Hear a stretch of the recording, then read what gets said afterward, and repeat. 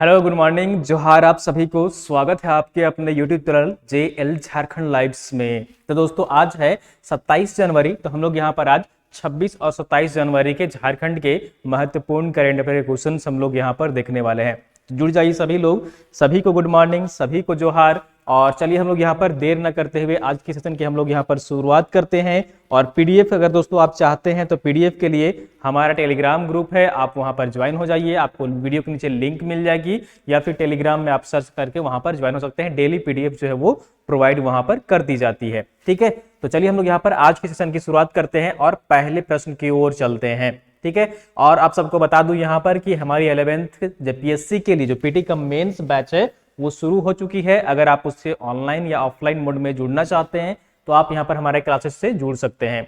तो चलिए यहाँ पर आज के पहले प्रश्न की ओर चलते हैं। और आज का यहाँ पर जो पहला प्रश्न है वो है, हाल ही में थाईलैंड में 2 दिवसीय वैश्विक संगोष्ठी the peace with justice network England आयोजित की गई है। इसमें झारखंड से किन्होंने भाग लिया है? ठीक है, तो हाल ही में ये जो है वो थाईलैंड में यहाँ पर 2 दिवसीय वैश्विक संगोष्ठी the peace with justice network England आयोजित की गई थी। इसमें झारखंड से भी सोशल वर्कर जो है वो शामिल हुए थे। तो वो कौन थे, ये यहाँ पर पूछा जा रहा है आपसे प्रश्न में। तो इसका सही आंसर जो होगा यहाँ पर वो ऑप्शन नंबर ए जो होगा वो बिल्कुल सही आंसर हो जाएगा। तो ये झारखंड की युवा कवित्री हैं और साथ ही साथ ये सोशल वर्कर भी हैं, जसिंता केरकेटा। तो इन्होंने ही जाकर वहां पर पार्टिसिपेट किया है। तो ऑप्शन नंबर ए जो होगा वो बिल्कुल सही आंसर हो जाएगा। अब बहुत सारी किताबें इनकी जो है कविता यहाँ पर इनकी पढ़े होंगे और उनको आपको पढ़ना भी चाहिए। काफी अच्छी इनको पुस्तक लिखी गई है, कविता है, और उसका जो जुड़ाव है, लगाव है, वो यहाँ की धरती माटी से जो है वो मिलता जुलता आपको अनुभव उसमें होगा। ठीक है, तो चलिए हम लोग यहाँ पर इससे संबंधित जो भी महत्वपूर्ण फैक्ट्स यहाँ पर निकल कर आ रहे हैं वो हम लोग देख लेते हैं। तो देख लीजिए, हाल ही में 20 जनवरी 2023 को 2 दिवसीय वैश्विक संगोष्ठी का आयोजन किया गया था। और ये कहां पर किया गया था? चियांग माई यूनिवर्सिटी थाईलैंड है, वहां पर ये जो है वो संगोष्ठी का आयोजन किया गया था, समिट का आयोजन किया गया था। यूनिवर्सिटी कॉलेज लंदन और थिंकिंग क्लासरूम फाउंडेशन के सहयोग से the peace with justice network England द्वारा थाईलैंड में 2 दिवसीय वैश्विक संगोष्ठी का आयोजन किया गया है। इसमें कौन कौन कंट्री के यहाँ पर सोशल वर्कर शामिल हुए थे तो वो देख लीजिए। इसमें Bharat, Nepal, Myanmar, Thailand, Afghanistan, Kurdistan, Mexico, Guatemala और यहाँ पर जो है वो इन सभी कंट्री के यानी कि इन सभी देशों के जो कार्यकर्ता थे, सामाजिक कार्यकर्ता, वो शामिल हुए थे। झारखंड की लेखिका जसिंता केरकेटा ने मध्य भारत में आदिवासियों की पहचान, आस्था, उनके जल जंगल जमीन के संघर्ष को रखा है। तो जसिंता केरकेटा जो झारखंड से बिलोंग करती हैं, उन्होंने वहां पर जो है वो मध्य भारत में आदिवासियों का क्या संघर्ष चल रहा है, किस तरह से वो जंगल जमीन के लिए वो लड़ रहे हैं, उनकी समस्याओं से वहां पर अवगत कराया है।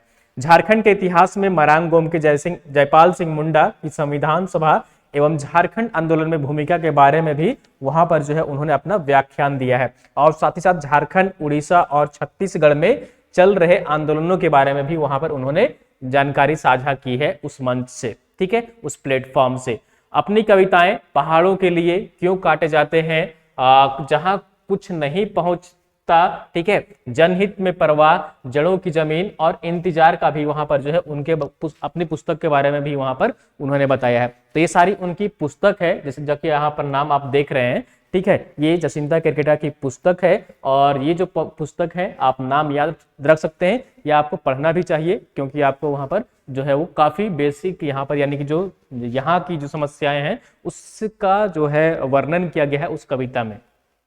तो यहाँ पर इनकी जो पुस्तक है काफी फेमस पुस्तक है, पहाड़ों के लिए क्यों काटे जाते हैं, जहां कुछ नहीं पहुंचता, ये सब भी जो है जनहित में परवाह, जड़ों की जमीन और इंतजार का पाठ जो है यहाँ पर ये सभी इनकी पुस्तक है, इनके बारे में भी यहाँ पर जो है उन्होंने अवगत कराया है। तो ये है जसिंता केरकेटा पिक्चर में, जैसा कि आप यहाँ पर देख पा रहे हैं। ठीक है, चलिए नेक्स्ट क्वेश्चन की ओर चलते हैं, सेकंड नंबर क्वेश्चन, दूसरे नंबर क्वेश्चन की ओर। और अगला यहाँ पर क्वेश्चन है वो है, झारखंड के सरकारी भवनों में पिछले 5 वर्षों में कितने सोलर पावर प्लांट स्थापित किए गए हैं? ठीक है, झारखंड के सरकारी भवन या कार्यालय में यानी कि जो यहाँ पर कहिए कि छतों पर जो सोलर पावर प्लांट स्थापित किया जा रहा था, पिछले 5 वर्षों में ये कितने स्थापित किए गए हैं, या अभी तक जो है वो झारखंड राज्य में कितने स्थापित किए गए हैं? क्योंकि ये कार्यक्रम जो चल रहा है छतों पर जो सोलर पावर प्लांट लगाने का, तो वो लगभग 5 से 6 साल से ही चल रहा है, 2016-17 से ये शुरू हुआ है। तो यहाँ पर झारखंड में अब तक कितने भवनों में लगाया गया है, तो इसका सही आंसर जो है यहाँ पर वो ऑप्शन नंबर सी जो होगा वो बिल्कुल सही आंसर हो जाएगा।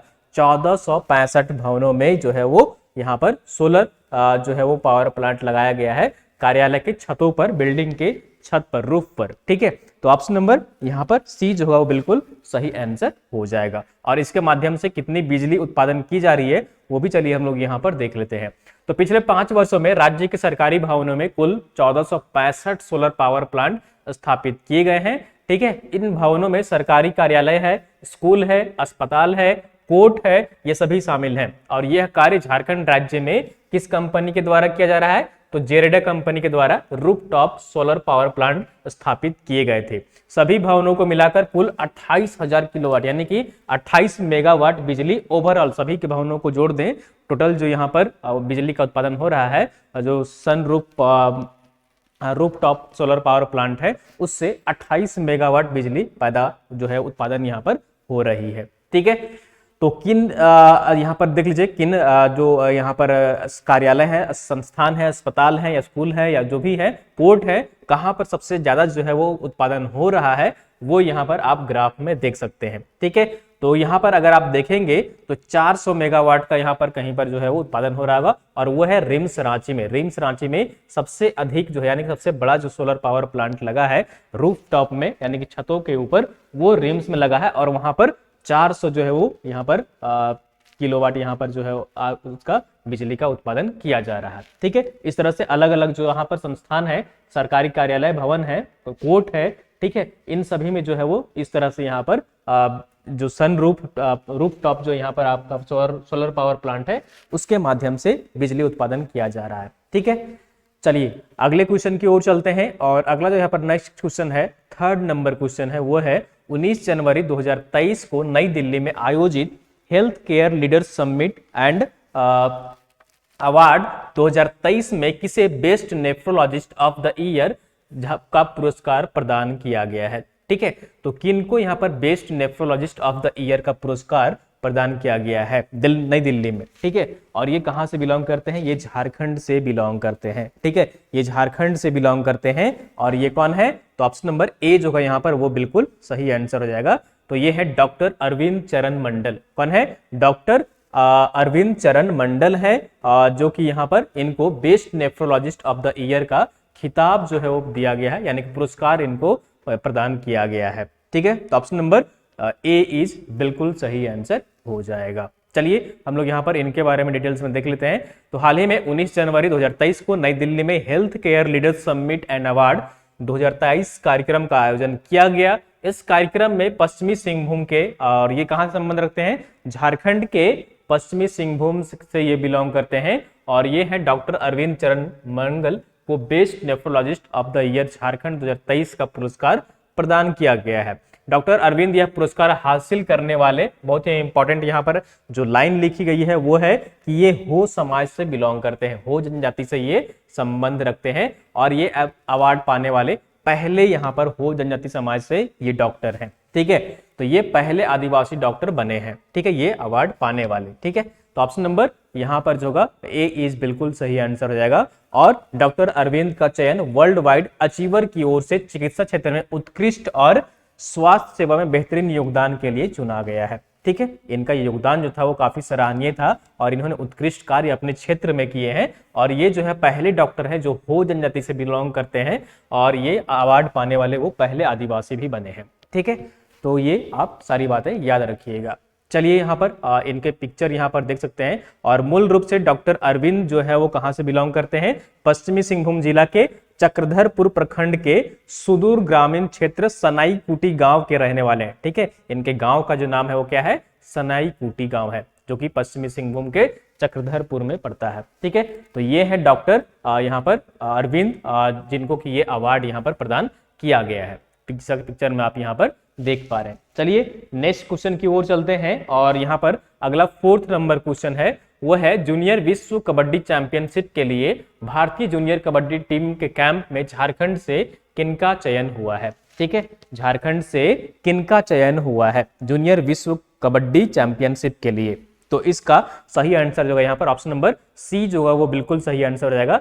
तो ये जो है वो राजू कुमार सिंह है। कौन है? राजू कुमार सिंह है, जिनका चयन यहाँ पर किया गया है। कहां पर किया गया है? तो जूनियर विश्व कबड्डी चैंपियनशिप के लिए इनका चयन किया गया है। तो ऑप्शन नंबर सी जो होगा वो बिल्कुल सही आंसर हो जाएगा। ठीक है, चलिए यहाँ पर देख लीजिए। तो राजू कुमार सिंह झारखंड के कहां से बिलोंग करते हैं? देवघर से बिलोंग करते हैं, और ये इनका चयन जो है वो जूनियर विश्व कबड्डी चैंपियनशिप के लिए भारतीय जूनियर कबड्डी टीम में किया गया है। और पिछले 14 वर्षों से ये कबड्डी खेल रहे हैं। इस दौरान उन्होंने 2 बार जूनियर नेशनल और 1 बार सब जूनियर नेशनल कबड्डी प्रतियोगिता में ये शामिल हो चुके हैं, और ये है राजू कुमार सिंह। ठीक है, तो ऑप्शन नंबर यहाँ पर सी जो है वो बिल्कुल सही आंसर हो जाएगा।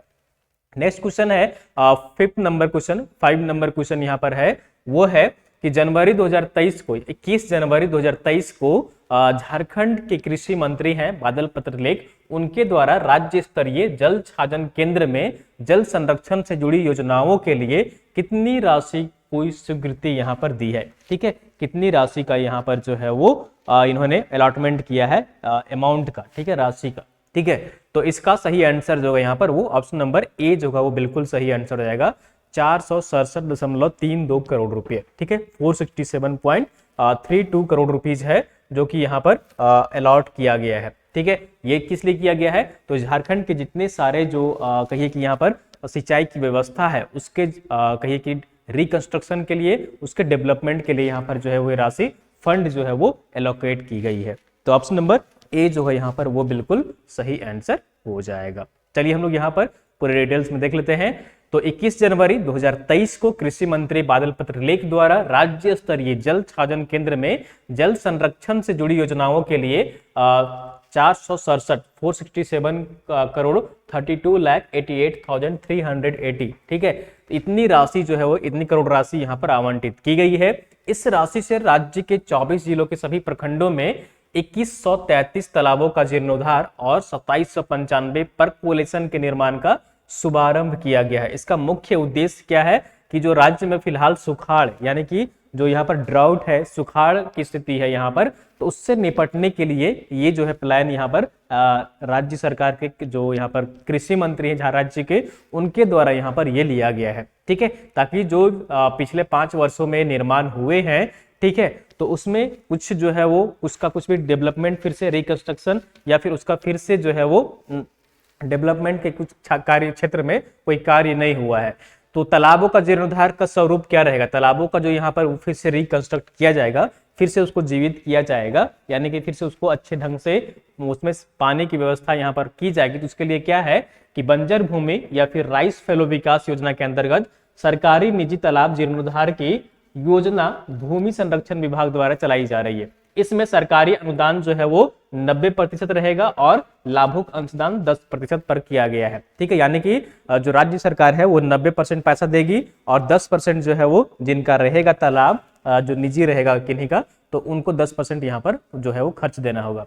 इसमें देखा गया कि योजना स्थल पर का रकबा जो 5 एकड़ से कम हो, निजी तालाब का रकबा कम से कम 1 एकड़ हो, प्रस्तावित तालाब में विगत 5 साल के दौरान किसी भी प्रकार की मरम्मत जिलाधार कार्यक्रम नहीं हुआ है, तो ऐसे यहाँ पर योजनाओं को जो है स्वीकृति दी गई है। सरकारी तालाब का निर्माण पूर्णतः गैर मजरूआ या फिर निजी तालाब व्यक्तिगत तथा विवाद रहित होना चाहिए। तालाब का सिंचित क्षेत्रफल कम से कम 20 से 25 एकड़ होना चाहिए, तभी ये अनुदान का यहाँ पर लाभ ले पाएंगे इस योजना का। ठीक है, और इस तभी राज्य सरकार जो है वो राशि मुहैया कराएगी। जल निधि योजना का स्वरूप क्या है, उसका किस तरह से मॉडल रहेगा, किनको दिया जाएगा, तो वो यहाँ पर देख लीजिए। तो बहुफसलीय खेती को बढ़ावा देने एवं मानसून पर किसानों को निर्भरता कम करने के लिए विभिन्न स्रोतों से सिंचाई की समुचित व्यवस्था हेतु डीप बोरिंग सिंचाई को एवं परकोलेशन टैंक निर्माण के लिए वित्तीय वर्ष 2015-16 से जल निधि योजना प्रारंभ की गई थी।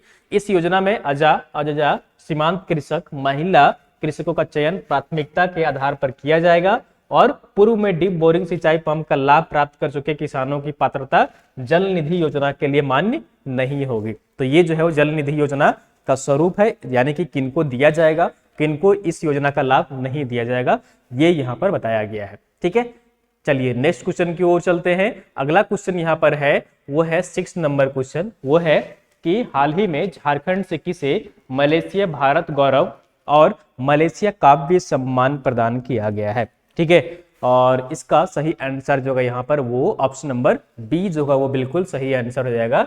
तो ये है सुजीत कुमार। कौन है? सुजीत कुमार है, जिनको कि यहाँ पर ये अवार्ड प्रदान किया गया है। कौन सा अवार्ड प्रदान किया गया है? तो यहाँ पर मलेशिया भारत गौरव, ठीक है, और मलेशिया काव्य सम्मान प्रदान किया गया है। ठीक है, मलेशिया भारत गौरव और मलेशिया काव्य सम्मान जो है प्रदान किया गया है वो सुजीत कुमार को प्रदान किया गया है। चलिए सुजीत कुमार कौन है, इनके बारे में यहाँ पर हम लोग डिटेल्स में देख लेते हैं। तो हाल ही में 22 जनवरी 2023 को झारखंड खोटा साहित्य संस्कृति परिषद के सचिव हैं सुजीत कुमार, और इनको मलेशिया भारत गौरव और मलेशिया जो है यहाँ पर का भी जो है प्रदान यहाँ पर अवार्ड किया गया है। उन्हें यह सम्मान Netaji Subhash Chandra Bose Indian culture centre high commission of India Kuala Lumpur Malaysia और साहित्य संचयन शोध संवाद फाउंडेशन नई दिल्ली के संयुक्त तत्वाधान में दिया गया है। ठीक है, तो याद रखिएगा यहाँ पर जो ये अवार्ड दिया गया है यहाँ पर वो मलेशिया भारत गौरव और मलेशिया काव्य सम्मान जो दिया गया है वो सुजीत कुमार को दिया गया, जैसा कि आप यहाँ पर पिक्चर में देख पा रहे हैं। ठीक है, तो ये थी दोस्तों यहाँ पर क्वेश्चन नंबर 6। और अब चलिए हम लोग यहाँ पर आंसर ऑफ द डे देख लेते हैं। आज का हम लोग यहाँ पर आंसर ऑफ द डे देख लेते हैं। जो पिछले वीडियो में आपसे, पिछले क्लासेस में आपसे प्रश्न पूछा गया था उसका सही आंसर हम लोग यहाँ पर देख लेते हैं। तो हाल ही में पिछले प्रश्न जो था आपका पिछले सेशन में पूछा गया था जो प्रश्न, वो था कि हाल ही में नीति आयोग द्वारा नवंबर 2022 के लिए, ठीक है, नवंबर 2022 के लिए ओवरऑल परफॉर्मेंस के लिहाज से टॉप 5 आकांक्षी जिले यानी कि एस्पिरेशनल डिस्ट्रिक्ट का नाम घोषित किया गया है। उसमें झारखंड के कितने जिले जो है टॉप 5 में शामिल हैं। ठीक है, टॉप 5 मींस की बेहतर परफॉर्मेंस करने वाले जिलों की सूची बनाई जाती है, रैंकिंग बनाई जाती है। तो टॉप 5 में झारखंड के कितने जिले हैं? तो इसका सही आंसर जो है यहाँ पर वो ऑप्शन नंबर बी जो है वो बिल्कुल सही आंसर हो जाएगा। झारखंड के 3 जिले हैं। 3 जिले कौन कौन से हैं? तो 3 जिले जो है वो देख लीजिए, यहाँ पर लोहरदगा है जो पहले स्थान पर है, हजारीबाग है जो तीसरे स्थान पर है, और बोकारो जो है वो 5वें स्थान पर रहे। दूसरे स्थान पर कौन सा है? राजस्थान का जैसलमेर है, और चौथे स्थान पर हरियाणा का मेवात जो है यहाँ पर डिस्ट्रिक्ट वो यहाँ पर शामिल है। तो ये टॉप 5 जिले हैं जिनको कि नीति आयोग द्वारा यहाँ पर टॉप 5 एस्पिरेशनल डिस्ट्रिक्ट की सूची में शामिल किया गया है नवंबर माह 2022 के लिए। ठीक है, चलिए हम लोग यहाँ पर आज का प्रश्न देख लेते हैं। क्वेश्चन ऑफ द डे है, तो हाल ही में जारी असर रिपोर्ट के अनुसार राज्य के कितने फीसदी स्कूलों में पेयजल की सुविधा उपलब्ध है? तो यहाँ पर ऑप्शन देख लीजिए। पहला ऑप्शन है 82.1%, दूसरा ऑप्शन है 72.1%, तीसरा ऑप्शन है 62.1%, चौथा ऑप्शन है 52.1%। तो आपको इसका सही आंसर कमेंट करके कमेंट बॉक्स में बताना है कि इसका सही आंसर जो है वो क्या होगा। ठीक है, तो आप सब इसका सही आंसर कमेंट करने का प्रयास करिएगा कमेंट बॉक्स में। ठीक है, चलिए तो ये थी दोस्तों यहाँ पर आज की झारखंड के महत्वपूर्ण करेंट अफेयर क्वेश्चंस, और उम्मीद करता हूँ कि आपको सेशन पसंद आई होगी। तो आप सब एक जरूर लाइक कर दीजिए, और चैनल में अगर नए जुड़े हैं, पहली बार देख रहे हैं, तो चैनल को सब्सक्राइब कर लीजिए ताकि आपको नोटिफिकेशन जो है वो मिल जाएगी। और पीडीएफ के लिए हमारा टेलीग्राम ग्रुप ज्वाइन कर लीजिए। और 11 जेपीएससी में अगर आप क्लासेस यहाँ पर करना चाहते हैं प्रीलिम्स मेंस की, तो आप यहाँ पर हमारे ऑनलाइन और ऑफलाइन माध्यम से भी जुड़ सकते हैं। ठीक है, तो चलिए फिर मिलते हैं अगले दिन इसी टाइम सुबह 6 बजे मॉर्निंग में। तब तक आप सब अपना ख्याल रखिए और पढ़ाई करते रहिए। ठीक है, कंटिन्यूटी आपकी बनी रहनी चाहिए। ठीक है, चलिए, थैंक यू सो मच।